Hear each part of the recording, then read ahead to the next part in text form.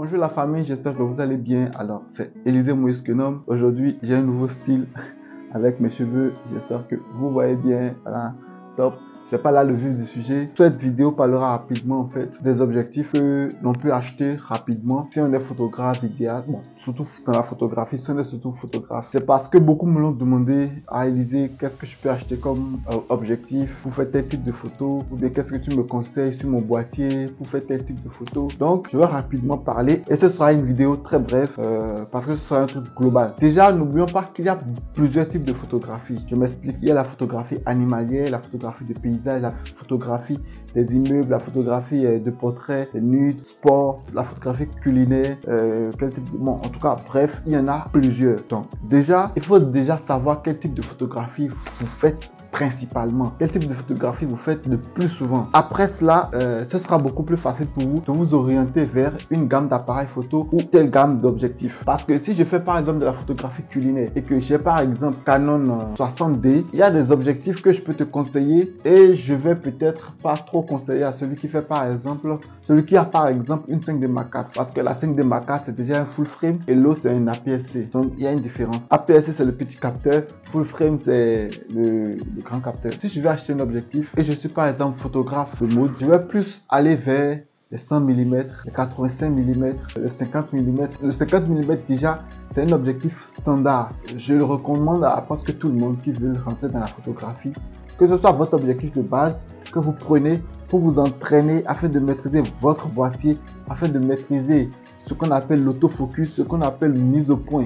Donc déjà, ça, c'est l'objectif que je peux vous recommander à tout débutant à avoir avant de rentrer dans la photographie en général. Donc, si je suis photographe de mode, le 85 mm, le 50 mm, le 100 mm, le 70-200, ce sont des objectifs que je peux vous recommander. Beaucoup plus. Le 24-105, si vous voulez. Hein. Bon. Si je fais par exemple de la photographie animalière, je veux prendre par exemple des oiseaux, des animaux sauvages qui sont très loin.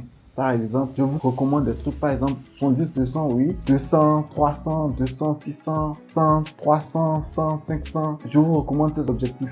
Des zooms assez longs et assez puissants. Maintenant, si je fais par exemple de la photographie culinaire, c'est-à-dire la photographie des repas, des mets, je vous recommande beaucoup plus le 85 mm, le 100 mm, le 50 mm, le 18-135 pour ceux qui ont des APS-C. Bon, à la limite, si j'ai déjà par exemple le 70-200, je peux l'utiliser, mais moi je trouve pas trop l'importance en fait d'aller faire la photographie culinaire avec le 70-200. La photographie de sport, c'est presque pareil avec la photographie animalière. Je vous recommande les 70-200. Pour ceux qui n'ont pas trop les moyens, ils peuvent se prendre un 75-300. C'est toujours possible d'utiliser pour en faire.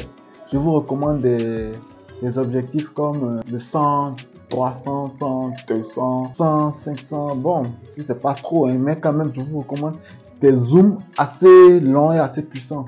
Voilà, parce que vous devez prendre la personne en détail, vous devez le prendre correctement, sans les flots de bouger. La personne doit être nette. Si je laisse ça, il y a la photographie, par exemple, de bâtiment. Là, je peux utiliser son 10-200, je peux utiliser son 15-300, je peux utiliser un 85 mm, 100 mm encore à la rigueur. Ça dépend de quel type de bâtiment.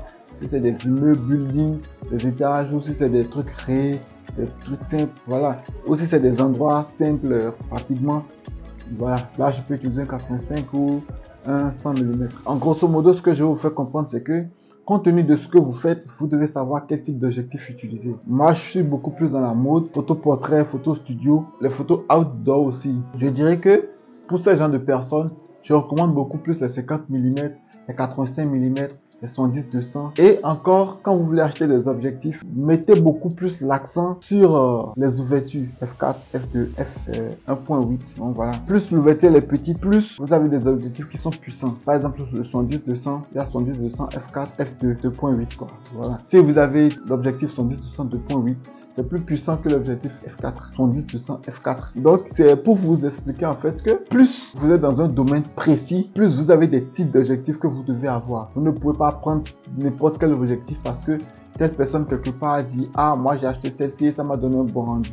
Non, ne faites pas cette erreur parce que à la fin, vous aurez beaucoup d'objectifs, mais vous allez utiliser très peu. Les grands photographes aussi, ils ont plus des objectifs qu'ils aiment utiliser que d'autres. Donc, ils ont acheté d'autres peut-être à la foulée, mais après, ils ont compris que ce n'était pas le plus important. Ce que je veux que vous compreniez, c'est que si vous avez envie d'acheter un objectif, cherchez à comprendre et à savoir si cet objectif est important pour vous dans votre domaine. Donc, déjà, avant de commencer, vous devez savoir dans quel type de catégorie vous vous classez vous-même avant toute chose. Sur ce, je crois que j'ai rapidement parlé de ce que je peux conseiller aux gens. J'ai laissé d'autres types de photographies. Bon, voilà, si vous voyez que vous en faites ou si vous avez des questions, posez-moi des questions en commentaire. Ah, je fais tel type de photographie, tu me conseilles quel type d'objectif? Peut-être dans une autre vidéo où je serai beaucoup plus libre parce que là, je n'ai pas vraiment le temps. J'ai fait cette vidéo à la foulée. C'est parce que j'ai eu au moins 3-4 messages où on me demandait, ah, mais quel objectif tu peux me conseiller? J'ai dit, bon, au lieu de répondre individuellement, je peux aller en détail pour que beaucoup comprennent le processus pour pouvoir acheter des objectifs. Il ne faut pas se lever du jour au lendemain pour acheter tel objectif. Non. Cherchez à savoir, il y a le net, il y a YouTube qui peut vous conseiller beaucoup plus aussi. Mais je vais quand même faire une autre vidéo sur YouTube puisque je suis aussi sur YouTube. Il y a aussi le net. Si vous allez par exemple sur les sites comme le numérique, comme Canon, comme Nikon, et vous leur demandez, vous posez des questions là-bas, ils vont vous répondre. Ou bien il y a déjà des facs qui sont là. Donc ils vont vous répondre quand même. Bref, voilà, c'est pas le plus important. Ils vont vous répondre d'ici peut-être semaine prochaine. Je serai beaucoup plus posé. Je vais vous faire une vidéo spécialement où je vais vous dire si vous faites tel type de photographie, tel objectif va vous aller correctement. Là, c'est dans la foulée. Je vous le dis vraiment.